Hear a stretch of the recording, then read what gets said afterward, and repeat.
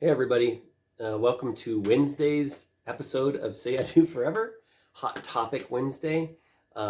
We are going to be discussing about avoiding divorce, 7 ways to have a successful marriage. And I'm Krista, and this is Jay, and this is Say I Do Forever, a YouTube channel devoted to helping you say I do forever about marriage, making it a little bit better. And if you would like to watch more videos on that, subscribe, hit like, hit the bell, all them things. And we're a little goofy today because we both went to the coffee place and got some espressos. So. Yes. So we are filled with coffee, and we have been really goofy. A little bit wound up. And which should make an interesting video. Let's talk about this shirt. Let's read it. Go ahead, Krista. Read it. My wife is totally my most favorite girl of all time in the history of forever. This is why we're goofy, because he's a goofball. Thank you. Yeah. Just trying to get the statement across. And that's not even in our topics today. Nope. About how to avoid divorce. We didn't even put this as, but comedy. Comedy is it. You know what? Why be uptight all the time? There's no reason to be uptight. If only the video was rolling during all our little outtakes. Oh yeah. Just trying to get ready to this. And I don't know what's happening, but I got a hair situation going on today. Okay. But that's okay. We're here. Yeah. And it's Wednesday. We're here. It's Wednesday, and we're talking about hot topics. Yeah. So you got to get a little messy with the hot topics. That's right. It's good that you have all this energy. Too much caffeine. So, join us for this video, and we are going to start right away with the 7 ways to have a successful, happy marriage and avoid divorce. Number 1. And these are serious topics. Number you 1. You got to start with number 1. We'll never get anywhere. Number 1 is have a servant's heart and no selfishness. That's right. That is actually really, really critical, because in all these things, they always say, money topics are probably the number 1 killer of marriage. Affairs are the number 1 killer of marriage.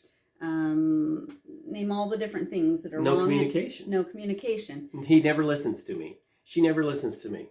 What's the underlying thing? Yeah. Selfishness. Yeah. It's because as humans, we automatically think about ourselves and what our needs are, and we kind of go, he's not meeting my needs. She's not meeting my needs. I have needs, and they need to fill them. In fact, when we read books like The Love Languages, we're thinking about how our spouse can fill our love tank and why our love tank is empty. Have we ever stopped and thought, how's his love tank? How's her love tank? Am I filling their love tank? Yeah. What do they need today? Selfishness is probably, I would say, the killer of marriage. Yeah, the first thing people are going to do is say, well, what am I going to get out of this?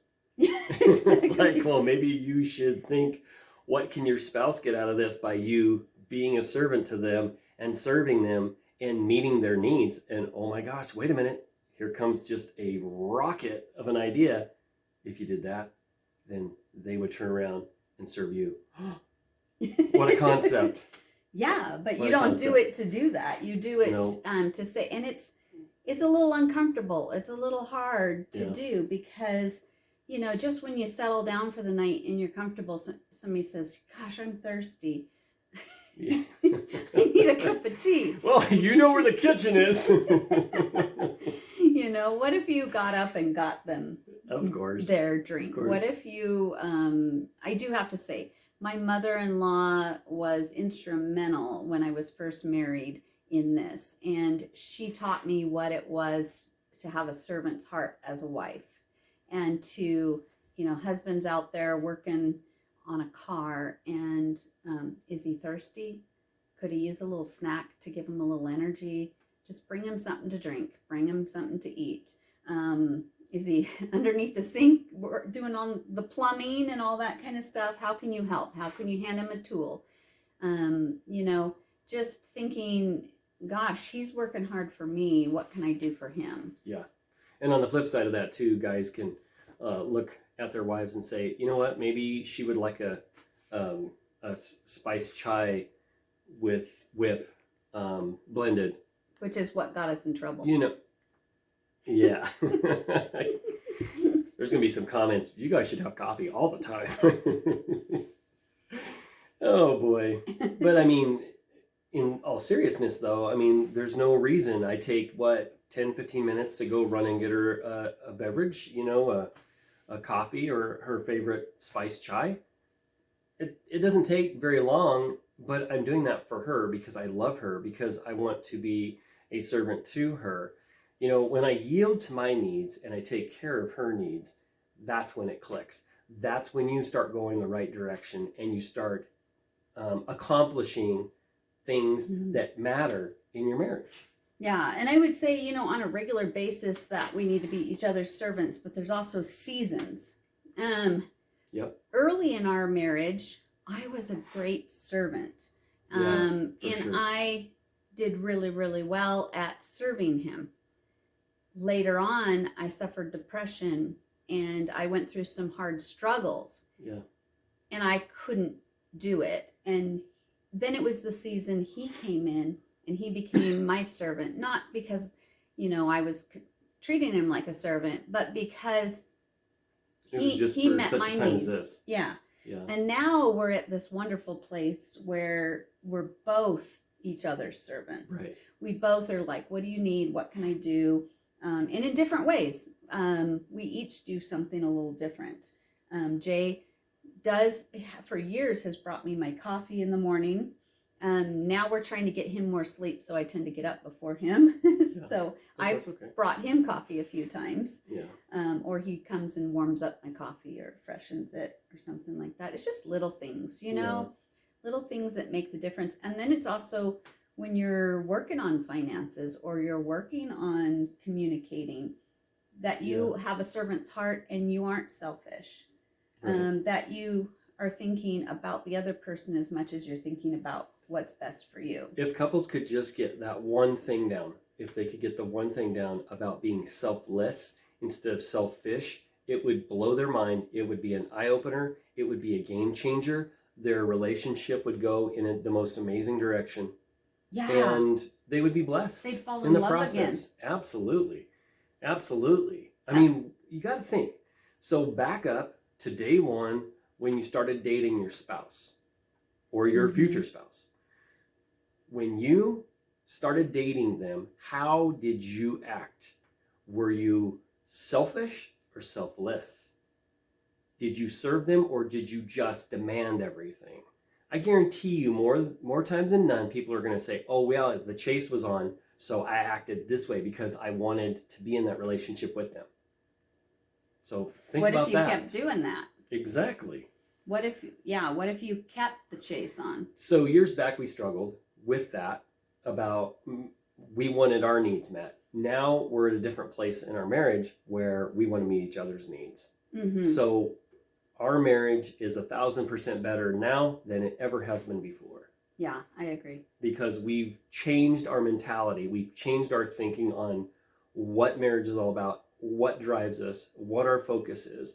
Instead of the focus being on us, our focus is on God and our focus is on our spouse. Mm-hmm. God first, spouse second. But we both know that because that's just how we build and drive our marriage. Mm-hmm. You know, instead of being in separate cars, we're in the same car now, going together. Hey, it's good to see you in my car. That's good. That is good. Yeah. Now I don't have to tell you to roll down the window. Yell, come on, hey, where are you going? And always trying to think, you know, is he meeting my needs? Is he meeting my needs? Is he meeting my needs? Instead, it's, am I meeting his needs? Am I meeting his needs? Yeah. You know, what can I do to make our relationship better? What can I do to make our communication better? How can I explain it to him what you know, like, even when I have a need, thinking, okay, he doesn't understand it. I need to say, this is really what I need right now, that actually is thinking of him to say, here's how you be a husband. We've been down that road before. Here, I'm going to give you a game plan. Oh my gosh. That is too funny. Oh, well, that was number 1, which is have a servant's heart and no selfishness. And now it's time for number 2. Hit it. Learn to listen. What? What? Learn to listen. That Oh, means boy. that you are giving them eye contact. That means that you are actually processing what they're saying. What? Oh, we're over here. Yes, you're processing what they're saying. You're not thinking just what you're going to say in response. You're actually looking a little deeper, like, with what they're saying, I wonder what it is that's triggering this. I wonder what they're feeling. I wonder what hurts they're feeling. Yeah. You're really listening deeper than just surface. Yeah. And it doesn't have to be where you're so like psycho intense on what they're saying, where you look psycho. You know, you're like trying to hang on to every word, but you should still like be grasping. Compassionate. Yeah, compassion is a good term for that. Yep. And listen, actually, literally listen. Mm-hmm. And I hear you. What they're saying. I hear you. I'm so happy. And that brings us to number 3. Set perimeters. Fences, borders. This is very key to avoiding divorce and having a happy marriage. It's putting that protection in that makes sure that your marriage is safe. Yep. It's your security system. Yep. It's making sure that no predators come into your little realm. Or outside influences. Yep. It's that could be in-laws. Being careful that you don't let in-laws influence your thoughts about your spouse. Yeah, because you guys know, I mean, family members always have something to say about your marriage. Yeah, they do. So it just, you know your marriage. It's funny, but it's true. Yeah. Yeah, you know your marriage. You Yeah. know your spouse. You know you're working hard. Yeah. Sometimes there are situations where in-laws will just try to come in and destroy, or friends, bad friendships, or someone of the opposite sex, like at your job, or an acquaintance, or a friend of a friend, or something. Well, even friends at work, you know, there's a verse that says bad company corrupts good character. You know, if you strive to have a really, really like focused, driven life for Christ, and you have all these negative people at work influencing you, and you're around all that negativity, you can just leave the old lady at home. Come drinking with us, you know? I mean, that's going to wear on you, and eventually you can't handle it anymore. You're going to give up, and then you're going to go do that. And that could lead to real problems. Mm-hmm. So, I mean, there's things to put boundaries on. Sometimes you're just sitting with a group of girls and everybody's bashing on their husbands, and before you know it, you're bashing on your husband and you're looking at his faults. Or vice versa, somebody in another marriage is bragging, and now you're feeling like your husband doesn't meet up to that, or wife, or whatever. It's not letting the outside influences affect your relationship. Yeah. Yeah. And the longer you're married, the more stronger your relationship will be, and the less you'll have to worry about the intense outside influences hitting you. You'll be aware, and you'll be like, nope. And the other thing, that's not going to happen. The other thing is perimeters, like with our phones and texting. Yep. And computers, what we're watching. Passwords, all that stuff. It's who we're talking to. Yep. If you're talking to the opposite sex in a text, make sure you're including their spouse and your spouse. Yep. In Messenger, if you know you're just always putting those perimeters and those boundaries. It's a really good thing to talk about. This is a good discussion to have with your spouse. Yeah. What kind of perimeters do we need to put up to protect our marriage? Yep. And if in-laws are a problem, then you guys need to have clear direction of how you're going to deal with that and how you're going to put a wall up so that they don't affect your marriage. Yeah. Friendships, outside the opposite sex, there's a lot of, maybe it's bad sites on the internet. Whatever that is, you need perimeters, and you need to talk to your spouse and put those things up. Yep, any of that. So that brings us to number 4. That is, do not compare, which we kind of just talked about a little bit. Comparing the inside or the private side of your marriage to the public side or the outside of someone else's the outer marriage. Appearance of someone else's. Yeah, it's like looking at somebody's Instagram and trying to compare your life to that. Yeah. They, on the outside in their public world, put on a kind of a polished, perfect little thing, and then behind the scenes might be falling apart. They might be close to a divorce. You don't know what's behind the scenes. Yeah. So just don't be jealous. Yeah. Don't be comparing. Don't say, well, they do it like this, so we have to do it like this. Well, and don't start grumbling in your tent. We talked about the grumbling in the tent thing, some years back, to some other couples that we were talking with. And you never want to, go, oh, they have it all together. Oh, my Lord, what are we going to do? Yeah. We don't have a relationship like theirs.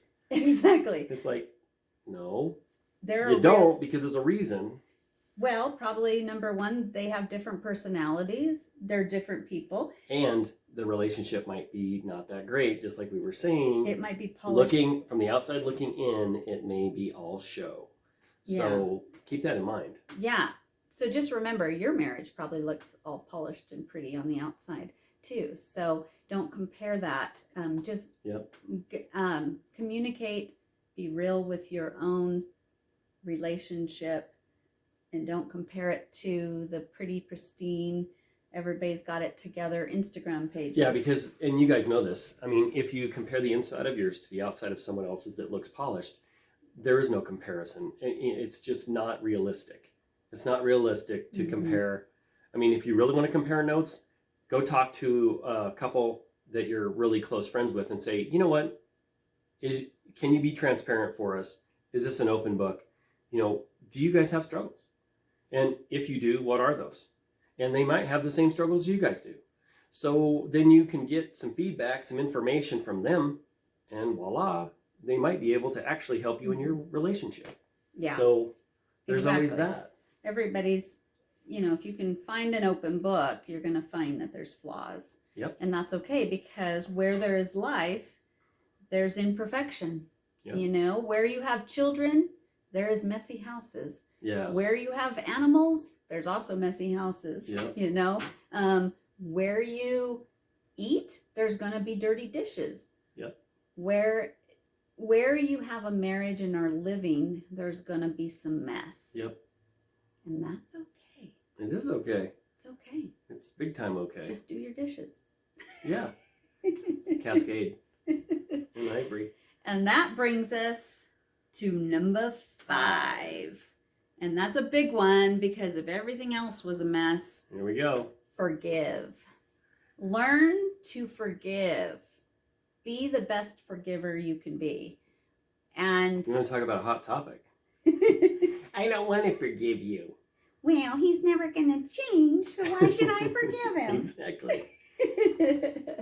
Oh, man. So if you are a good forgiver, you'll be married a long time. That's exactly what it is. So, do you got something down there? I'm looking for it. I know. You had something. I know I had it. But I promise you, if you learn how to forgive, people are just human, and people are not perfect. And if you are married, where there's life, there's mess. Where there's marriage, you're going to need forgiveness. That's all there is to it. We are flawed human beings who need to be forgiven. Well, and we know that there's some couples that went into their marriage thinking, oh, this other person is perfect. No, there's no such thing as perfection. Not in relationships, not in marriage, none of that. I'm pretty close, though. She is. There's a halo right here. I need more coffee. No, you don't. No, I'm definitely. There's joke. close to perfection. I literally think we should have had on here. There's close. Comedy. Yeah. There's close. How to have fun on Wednesdays. There's close, and then there's not even close. There's close, and there's not even close. So you're just not going to have perfection. No. You're not going to have complete perfection. So you have to be willing to forgive. Yeah. You have to offer that olive branch. You have to offer that apology. You have to meet in the middle, and you have to. It's back to compromise. You have to just let the pride go. Come together. Say, I'm sorry. Yeah. I'm really sorry. And I forgive you. Thank you. See, that was sincere. I'm a good forgiver because you're a bad messer-upper. Yep, No, that's me. I'm just kidding. That's me. I'm just kidding. What number is it now? Oh, we're number 6. Whoop, whoop. Here we go. And that is make your marriage a priority. And keep Krista filled with the caffeine. I think a long time ago when Krista and I had on a serious note, and then we're going to be real serious right now. I can't do it. Okay. A long time ago when Krista and I first got married, I don't think we made our marriage a priority. I think after 5 or 7 years, I think it kind of just went on the back burner. I think we brushed it under the rug. I think we got busy with life and with the kids. With the kids and everything else. I don't think we worked on us. It wasn't until the kids were junior high where we realized, you know what, we better step it up and work on our marriage and make it a priority. Mm-hmm. And at that point, we basically, hit light speed, pull the light speed thrusters back and we haven't looked back since then. But we needed to have a mindset change and make our marriage a priority, and that's where we're at now. Obviously, we're making our marriage a priority because we're trying to help you. Mm-hmm. So, and we're actually improving our own marriage while we're doing this. Yeah, because this is just a hoot. Well, we have been having a lot of fun. Mm-hmm. We've been kicking around the idea of a YouTube channel for a long time. And then, right before our 33-year anniversary, I was just like, you know what, Krista, we just need to do it. And then, boom, and then bam, here we are. Yeah. Here's the channel. Here and anytime you study something, anytime you make something a priority, you get better at it. Practice makes perfect. And so by coming up, with these videos, we are not only spending funny time together. Absolutely. Which is a hoot. But we're learning in the process. We're learning probably more than you guys are. What's interesting too is not only were you learning, but the things that we learned that we forgot were refreshing, and it's coming back again. And it's like, oh, that's right. That's what we should have done. Yep. That's right. I forgot about that. Or I forgot about this. Oh yeah, we should communicate and listen. Yeah. Talk? Really?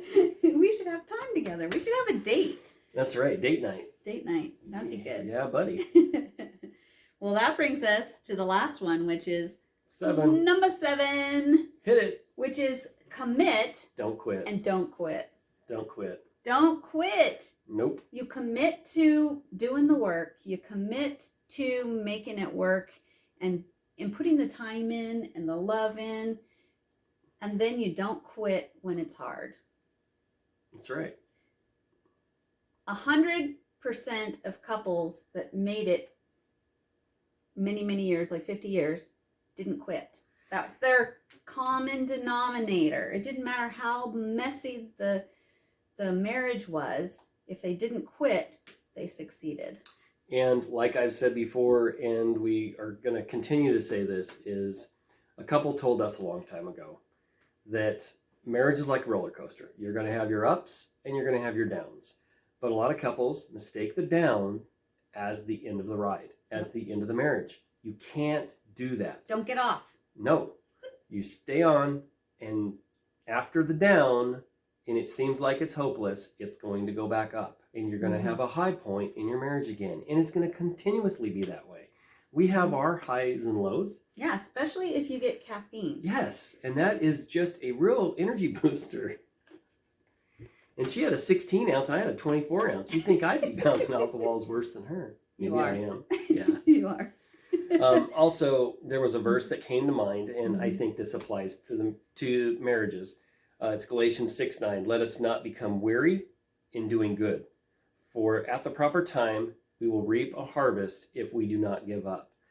And that is so true about marriage. I can't reiterate that verse enough for marriage. Yes. Continue to work and do good in your marriage. If you continue to do good, even when it doesn't seem like it's doing anything, you will reap a harvest. That's a promise. You will reap a harvest if you do not give up. Yeah. Be a good servant to your spouse. Yeah, go through them, Jay. Listen. He's the nerd today. Set the boundaries. Don't compare your marriage to someone else. Forgive. Forgiveness is a huge one. Oh, she's getting ahead with the numbers there. Number 6, make your marriage a priority. And 7, commit, don't quit. You got anything else to add? You were so perfect today. I think I need to get some water to drink. Just flush my system from all that caffeine. Yes, you were perfect. And I have a heart attack. Yeah, you were like on the verge of being a nerd. That's scary. Yeah. You led us through those steps, repeated them. Yeah. I know you're impressed. We should probably let these people go. Really? Before we say or do anything stupid. Too late. Oh. Okay, guys. Well, thanks for joining us. And again, if you like this video, hit the like button, subscribe, comment. We'd love to hear your feedback on any of our videos, especially this one. Because maybe you guys are going to say, you guys should have coffee more often. I don't know. Or maybe you should say, don't have coffee anymore. Anyway, thanks for spending your time with us. Yes. We're very thankful for all of you. And until again, this is Jay and Krista helping you say, I do forever. See ya.